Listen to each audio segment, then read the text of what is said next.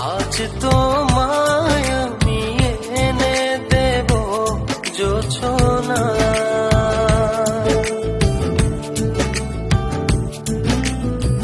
তুমি কাছে এসে আমার পাশে বসো না।